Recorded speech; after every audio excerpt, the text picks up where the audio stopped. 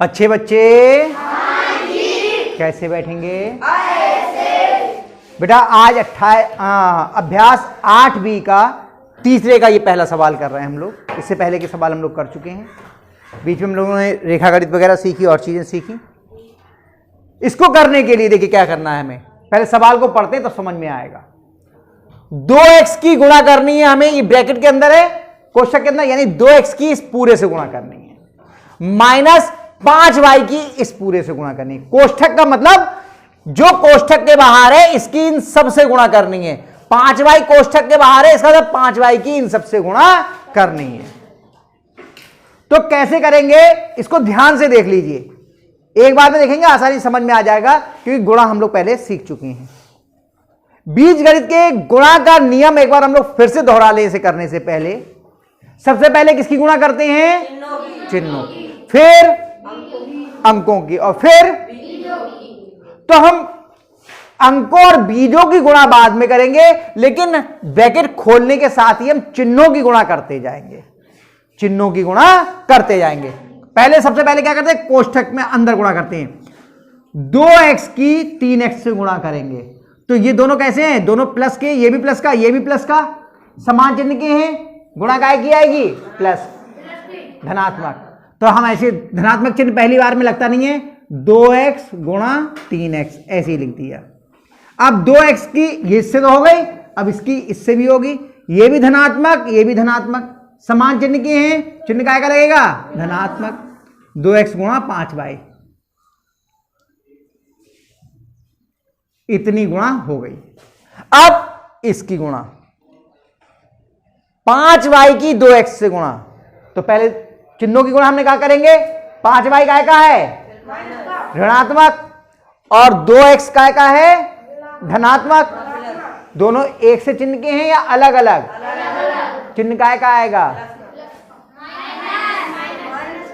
हाँ बेटा, सो रहे हो क्या? अलग अलग चिन्हों की गुणा कैसी आती है? धनात्मक या ऋणात्मक? ऋणात्मक। तो चिन्ह आ गया ऋण का। 5y गुणा 2x।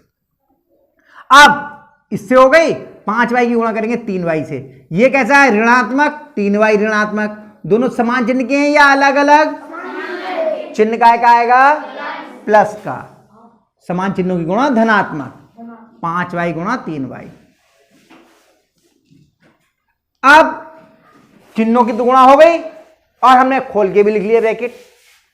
अब वैसे सादा जो गुणा करते थे वो कर लीजिए। चिन्ह तो प्लस का ही आएगा, 2 3 6, x पे घात 1 और 1 2, ये प्लस 2 पंजे 10 xy माइनस 5 दूनी 10। अब ये yx है। करते ये हैं कि जो ABCD का क्रम होता है अल्फाबेटिकली, हमेशा वैसे लिखो तो आपको सजातीय विजातीय पहचानने में आसानी रहेगी। तो yx लिखने की जगह पे क्या लिखेंगे? ABCD में xy आता है या yx आता है? तो xy ही लिखेंगे। ठीक है, xyz होता है ना, तो ये लिखने में yx से गलत नहीं होगा, लेकिन ऐसे लिखने में आपको सुविधा रहेगी, इसलिए ऐसे करवा दिया। प्लस 5 3 15 y पे घात 2 बराबर। अब आगे जो सजातीय हैं वो जुड़ने होंगे तो जोड़ देंगे, घटने होंगे तो घटा देंगे। क्या इनमें कुछ सजातीय है? देखिए ये xy और ये xy वाला पद, बीजीय पद जो है उसी से तो सजातीय मालूम चलते हैं कि पद एक सी और उनकी घात एक सी हो। इसमें भी xy है, इसमें भी xy, ये दोनों सजाती हैं। बाकी कोई भी सजातीय नहीं दिख रहा है। इसमें x पे घात 2 है, इसमें y पे घात 2 है। ये ऐसे लिख दीजिए, 6x पे घात 2। अब 10xy प्लस का है और ये 10xy माइनस का है, जुड़ेंगे या घटेंगे? और 10xy में से 10xy गए तो कितना बचेगा? 0। 0 लिखने की आवश्यकता नहीं है। अगले दिए प्लस के 15y पे घात 2, ये हल हो गया। आया समझ में? चलिए एक और करते हैं। कौन सा करूं बताओ? एक और करूंगा, बाकी आपको अपने आप करने हैं। लगा लो, हिसाब लगा लो। तीसरा तुम लोग बताओ, देख के किताब में देख के बताओ, इधर उधर क्यों देख रहे हो? कौन सा बताएं? बताओ शिवा। तीसरा चलो भाई, सब तीसरा कह रहा है तो तीसरा बता दे रहा हूं।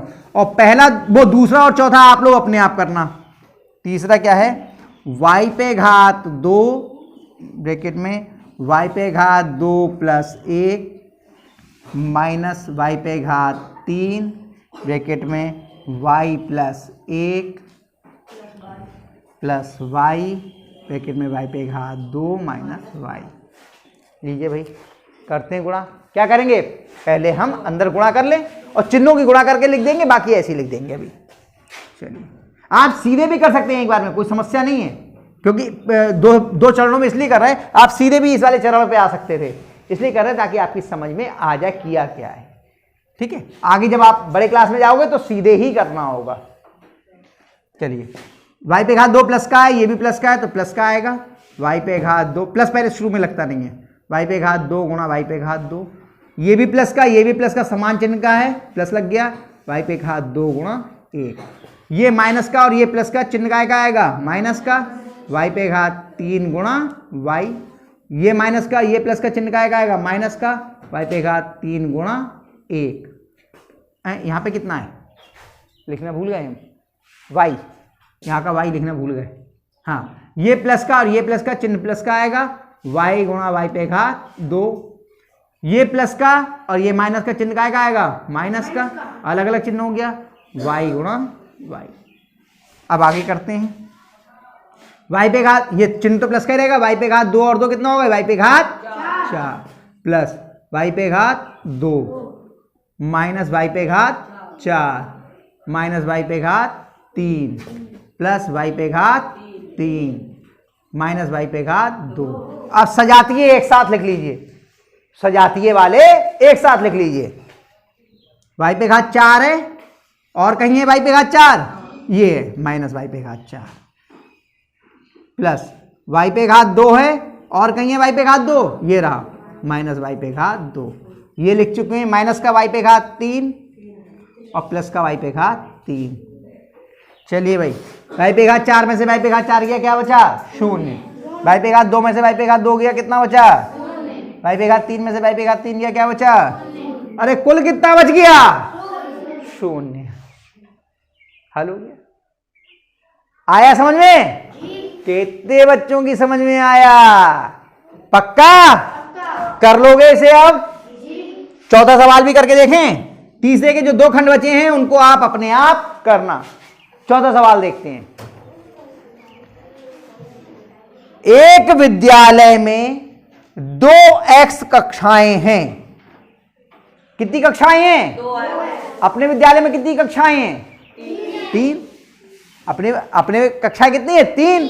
लेकिन ये जिस विद्यालय की बात कर रहे हैं उसमें कितनी कक्षाएं हैं, 2x, 2 नहीं 2x। और प्रत्येक कक्षा में कितने विद्यार्थी हैं, x पे घात 3 प्लस 2x प्लस x।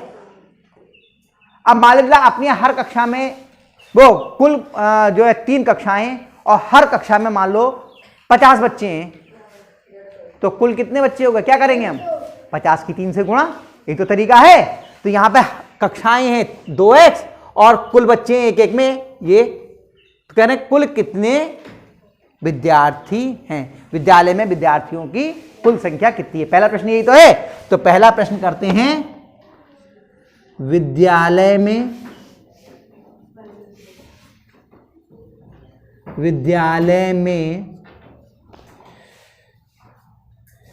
विद्यार्थियों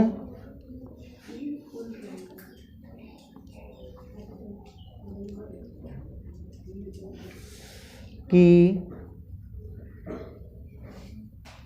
कुल संख्या बराबर 2x गुणा x पे घात 3 प्लस 2x प्लस 2। यही तो होगी, जो कुल कक्षाएं हैं उसकी हर कक्षा में जितने जितने बच्चे हैं उससे गुणा कर दें। सही है आरती, आई बात समझ में। अब हमने गुणा करते हैं, चलिए 2x के अंदर गुणा करनी है, पहले चिन्हों की गुणा करके लिख दें। 2x प्लस का, ये भी प्लस का, तो प्लस का आएगा 2x गुणा x पे घात 3।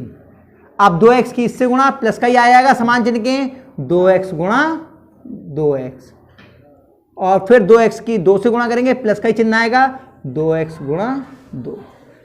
अब पहले संख्याओं की गुणा और फिर बीजों की गुणा। 2 एकम 2, x पे घात कितनी हो गई, 1 और 2, 1 और 3 4।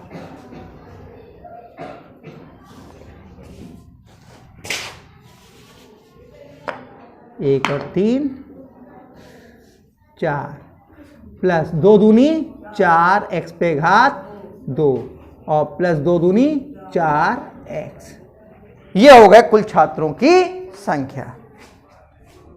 पहला खंड हो गया इसका। दूसरे खंड में क्या कह रहे हैं, यदि x बराबर 3, यदि x बराबर 3 तो विद्यालय में कुल कितने विद्यार्थी हैं। तो यहां पे लिखते हैं, दूसरा खंड इधर कर दूं आगे, चलिए यहां कर देता हूं। यदि दूसरा खंड है ना, दूसरा, यदि x बराबर 3, यदि x बराबर 3 तो हम x की जगह पे मान 3 रख देंगे, यही तो होगा। कुल विद्यार्थी बराबर कितने जाएंगे,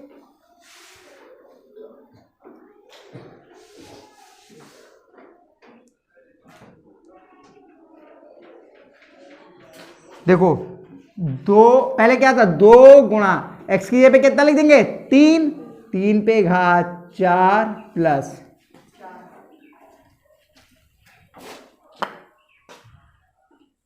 4 गुणा 3 पे घात 2 प्लस 4 गुणा 3 बराबर 2 गुणा 3 पे घात 4 का मतलब क्या हुआ, 3 की 4 बार गुणा, 3 गुणा 3 गुणा 3 गुणा 3। कहां करें, यहां करते हैं, चलिए रफ कार्य यहां पर 3 गुणा 3 गुणा 3 गुणा 3, 3 तिया 9, 9 तिया 27, 27 तिया 81 होता। देखो 3 सत्ते 21 का 1 हासिल लगा 2 और 3 दूनी 6 और 2 8, 81 प्लस 4 गुणा 3 तिया 9 प्लस 4 तिया 12। अब 81 की 2 से गुणा कर लो, 81 गुणा 2, 2 एकम 2 और 2 अट्ठे 16, 162 प्लस 4 नेम 36 प्लस 12। अब इन सबको जोड़ लीजिए, 162 में कितने 36 और नीचे 12, 2 और 6 8, 8 और 2 10 का 0 हासिल लगा 1, 1 और 6 7, 7 3 10 और 1 11 का 1 हासिल लगा 1, 1 और 1 2, 210, 210। देखो उत्तर यही है क्या,